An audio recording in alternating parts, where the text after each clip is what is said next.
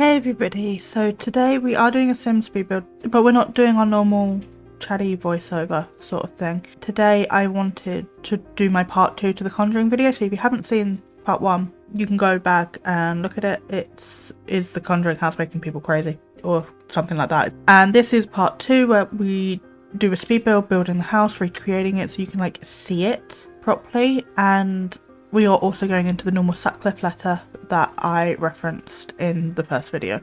So I will link the first video down in the description, but let's just jump in, shall we? Today we're going to dive into a painful chapter of the Conjuring house's history, one that has deeply affected the lives of the Sutcliffe family. While the movie has captivated audiences with its spooky thrills, there's another side to this story, a story of real people who were hurt by the sensationalism surrounding their home. Norma and her partner Gerald were the owners of the Conjuring house before it became famous. They never sought the limelight of fame, but their lives were forever changed when they were thrust into the public eye by the film industry, the Warrens and the Perrons. This discussion is based off of a YouTube video Norma posted, telling her side of the story and exposing her research. You can find this video linked in the description box below. The Perron family and the movie's fiction. The 2013 movie The Conjuring, as many of you know, tells the terrifying story of the Perron family and their haunting experiences in the Conjuring house. While the film made a huge impact on audiences, it's important to remember that much of what's shown in The Conjuring is purely fictionalized. The film portrays a terrifying series of events involving the Perrons, especially focusing on their alleged encounters with paranormal entities. Andrea Perron, one of the daughters, has written books about her family's experiences, which claim to detail the true horrors they faced in the house. However, these books are far from credible. In fact, they have been criticised for perpetuating the same fabricated stories that were perpetuated by her mother, Carolyn Perron. The books, much like the film, seem to be a product of a desire to capitalise on the eerie legend of the house, rather than an honest recounting of events. They are riddled with embellishments and sensationalised stories that have no real basis in fact. The Perron family did allegedly experience distress in the house, but much of what they claim, both in the books and through the media, like The Conjuring, seems to be exaggerated or entirely made up. These books have fueled a narrative that simply doesn't hold up when examined against the historical facts and lack of supporting evidence. The debunking of Carolyn's claims. Let's take a closer look at some of the specific claims made by Carolyn Perron, starting with the most well-known ones.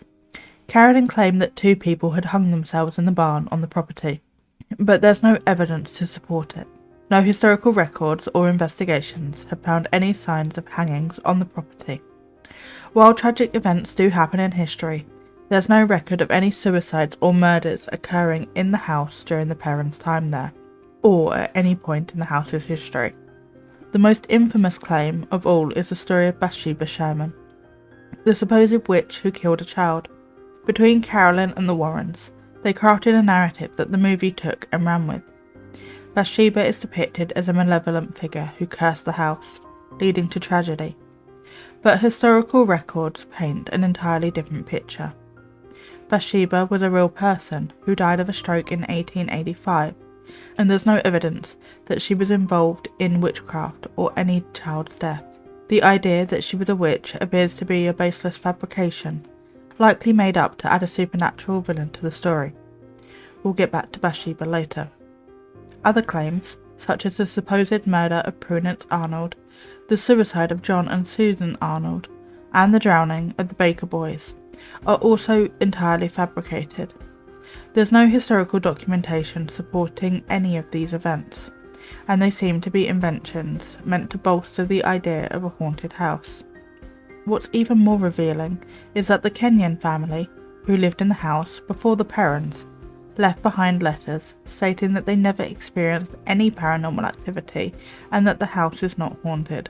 These letters directly contradict the stories told by the Perron family and suggest that the so-called haunting was allegedly entirely made up. So when we dig deeper into the story of the Conjuring house and the Perron family's claims, we see a consistent pattern of exaggeration, embellishment, and outright fabrication. The books, just like the movie, seem more interested in creating a sensational narrative than in providing an honest account of events. They've been instrumental in cementing the house's reputation as one of the most famous haunted locations, but when we strip away the fiction, we're left with little more than just an ordinary house, and a family looking to cash in on its notoriety and the subsequent attention that spiraled out of their control. The truth about Bathsheba Sherman. According to Carolyn Perron, Bathsheba was a witch who lived in the house and allegedly killed a child in her care. This claim has been repeated in the movie, making her to be the main villain, without having the care or basic decency to change her name. As a result, her headstone has been vandalised many times and ended up being replaced. But when we examine the historical record, we find there is no evidence to support it. In fact, Bathsheba Sherman was never accused of any criminal activity during her lifetime, and there's no documentation or credible source suggesting that she was involved in any child's death. The idea that she was a witch appears to be a later invention, one that ties into the broader narrative of supernatural evil that the Perron family's accounts have propagated, with a helping hand from the Warrens, no doubt. What we do know from the historical records is that Bathsheba Sherman died of a stroke in 1885. She was not some vengeful spirit who took her own life in a fit of guilt, as suggested in some of the more sensationalised stories. Instead, she passed away quietly, from natural causes, far removed from the dark, malevolent figure painted in the Perron family's narrative. Additionally, Bathsheba did not live at the Conjuring house, as it's been suggested. She lived in Harrisville, a town nearby, after her marriage.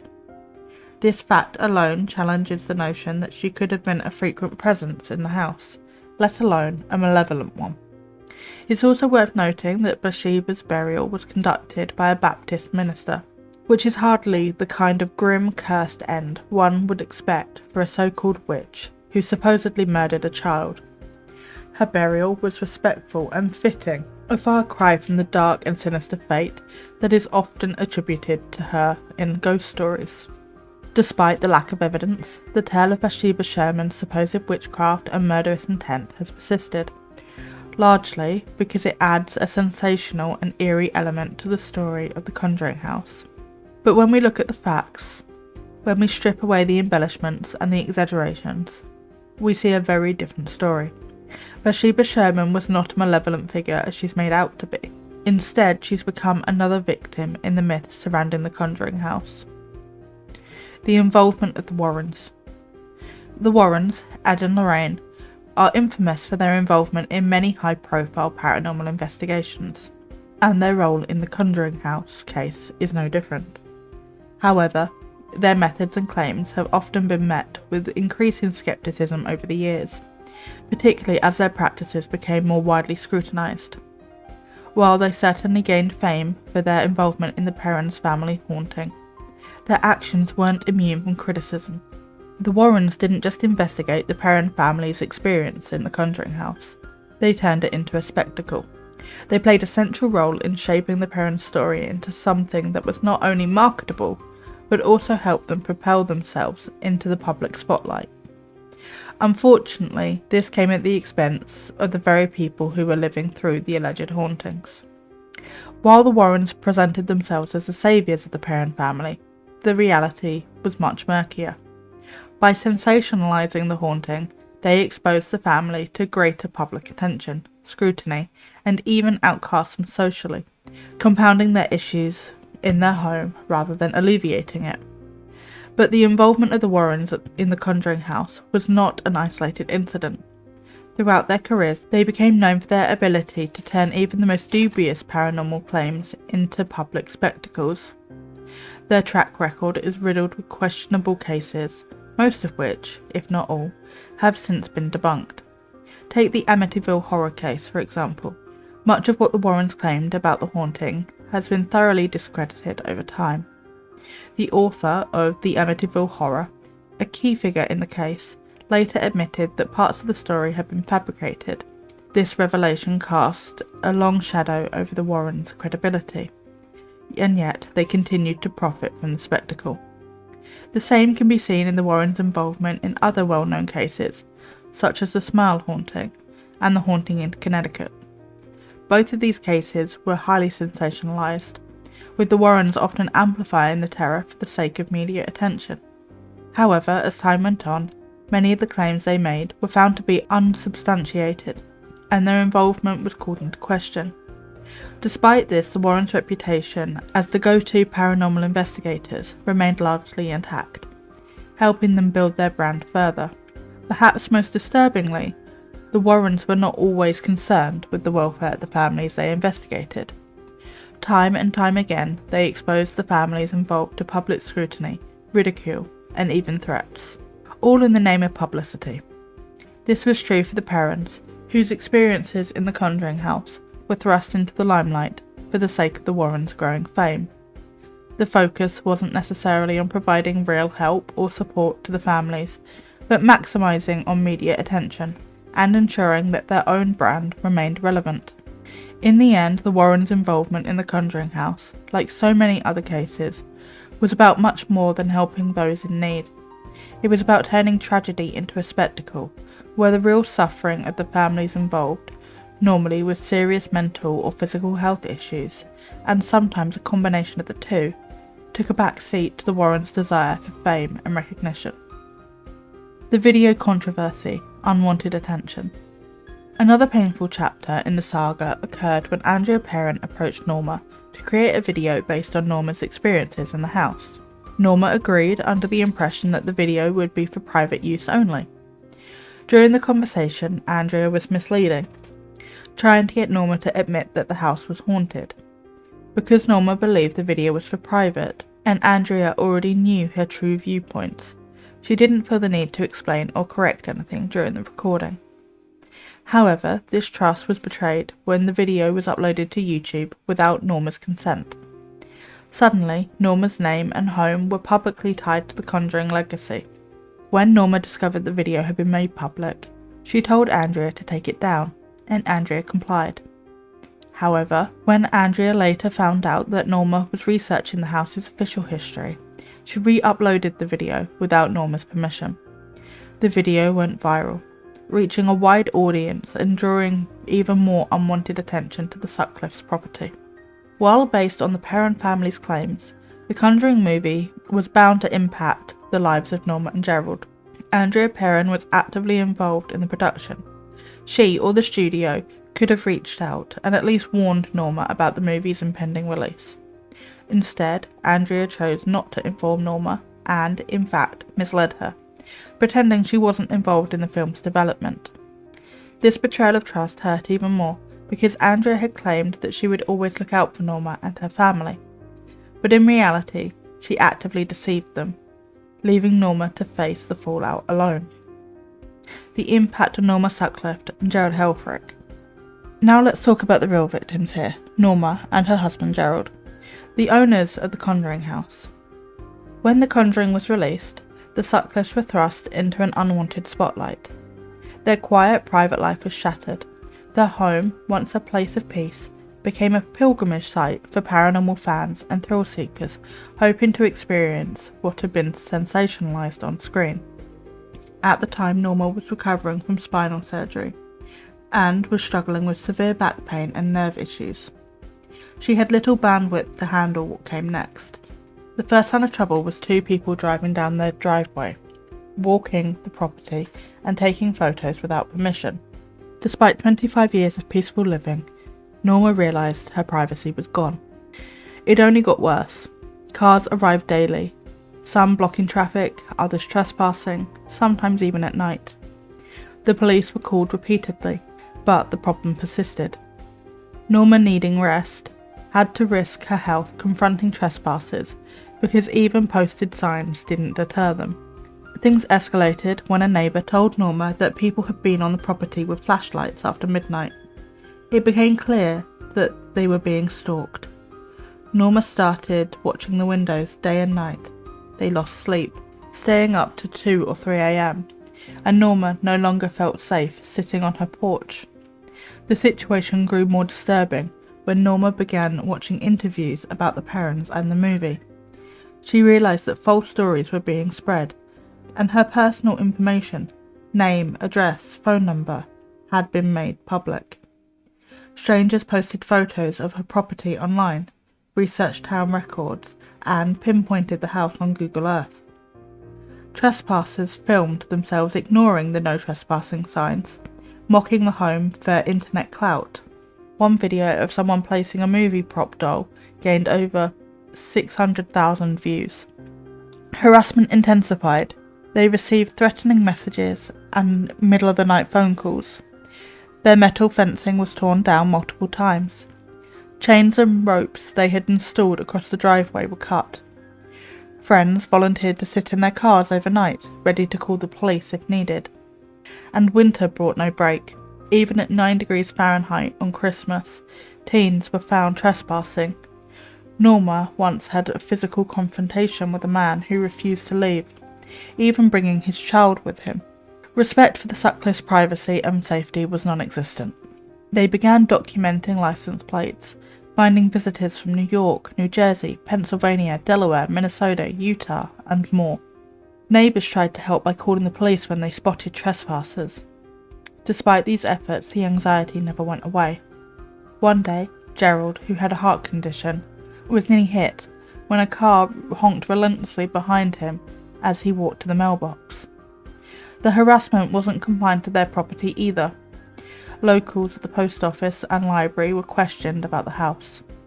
Norma eventually avoided local businesses altogether. By September, Norma realised the emotional toll had become unbearable. She couldn't enjoy her own home anymore. She started leaving daily just to escape, even though strangers often showed up while she was gone.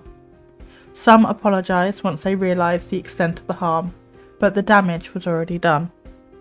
Norma and Gerald are furious that the movie industry has never taken responsibility for what happened to them.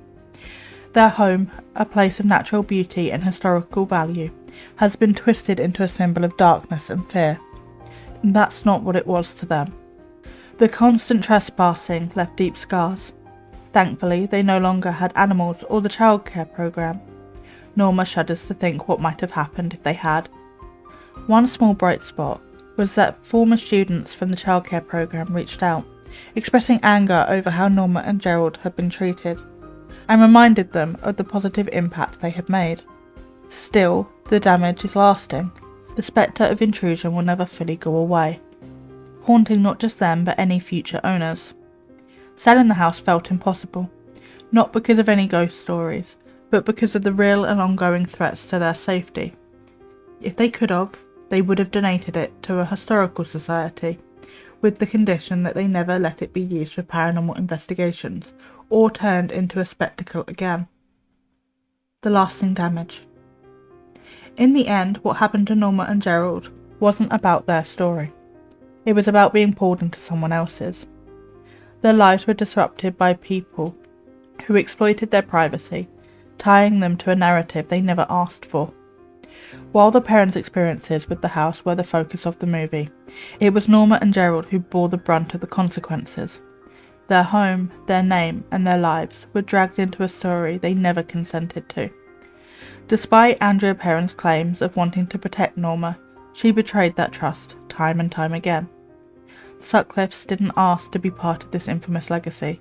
They simply wanted to live their lives in peace, away from the unwanted attention. But the choices made by those around them, from Andrea's deception to the media's exploitation, caused real harm. This situation isn't just about a movie. It's about how easily real lives can be upended by the selfish actions of others. Norma and Gerald didn't seek fame or notoriety. They were victims of a situation they had no control over. And it's important to remember that behind the headlines, behind the drama, real people were hurt. The legacy of the Conjuring movie may be a source of entertainment for millions, but for Norma and Gerald, it was a nightmare that they never asked for. And as many of you may know, they did end up selling the house and living out their final years in peace somewhere else. But that shouldn't have been a decision that they were forced into. They had originally bought the home as their retirement home. I also want to mention, because somehow I missed it out of the entire script, TAPS did also do an investigation there when Norma owned the home. and they went out. Norma originally thought about saying no, but ended up saying yes, and it all happened very quickly. Like, they were doing a tour of haunted locations or something, and they were starting in Rhode Island, and so yeah, it was put together very, very quickly, and they came out, and Norma was like, oh, well, what's the harm, because I've never experienced anything here, they're probably not going to find anything, so, you know, what's the harm? So they came out, they did their investigation, they were lovely, apparently, they did their thing, and then they left. And then they came back with, like, the episode. That's what I was looking for, the episode. And Norma was absolutely stunned to see them experiencing paranormal activity that had never happened in the time that she'd been living in the house. And she just sort of went along with it because, in her words, what else are you supposed to do when there's a bunch of cameras shoved in your face? And she has always had to make a point to people that it's made for TV. Like, it's made to be entertaining. And things that are made for TV aren't always real. And especially with like ghost hunting shows, typically nothing you see in them is real. They are complete fabrications. It's also part of the point where it's so important to be media literate, to like know what you're looking at and know whether it's real or not, because that seems to be a skill that many people have lost over the years. But anyway, I think that was the only thing that I missed, so yeah, I just wanted to pop in and mention that real quick because I had completely forgotten that, so my bad, I'm sorry. But I hope you enjoyed this video, and if you would like more like this, let me know. I can definitely do more. But go check out Norma's video, hear her tell it herself. But I hope I did the retelling justice, and I hope you enjoyed seeing the build and seeing the house as it's all laid out. Compromises did have to be made in places because of just the constraints of The Sims, but it is as one-to-one as I could get it. But with that, I will leave you to the rest of your day. I hope it's a good one, and I will see you next time. Bye! Okay, so I want to do like a proper nice build tour, because I did have to cut so much out of that speed build to get it to fit the voiceover. So this is it from the outside. We're just going to go around and then we'll go inside and have a look. So this is the outside, and we can go up here. This house has so many external doors. I think it's 6 external doors, I think, from what I could see. But yeah, that's it from the outside. And if we just go in this door and work our way down the house. So let's go inside. So we're inside. Unfortunately, we do have weird roof things going on. That's just how it had to be. I would prefer not to have that, but it is what it is.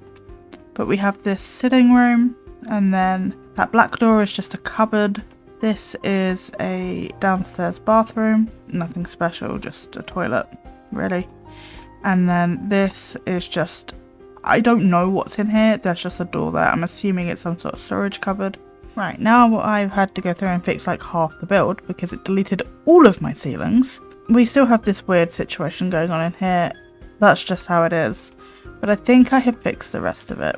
So in here we have this sort of workout equipment, merch, these bookcases. So I built this off of a sort of virtual tour thing that you can look at online, and it basically shows you what the house looks like when it was open as a business. I'm not sure when it was recorded, but with all like the Conjuring merch and everything around the place, it was definitely when it was open as a business. So we have like this chair, this fireplace, and then this seating area over here, and then that goes down to the basement, and then this staircase goes upstairs. Let's go down into the basement. There's supposed to be a door here, but there isn't because Sims. I don't know why it looks so wide. It's not actually this wide, but we have all this sort of storage down here.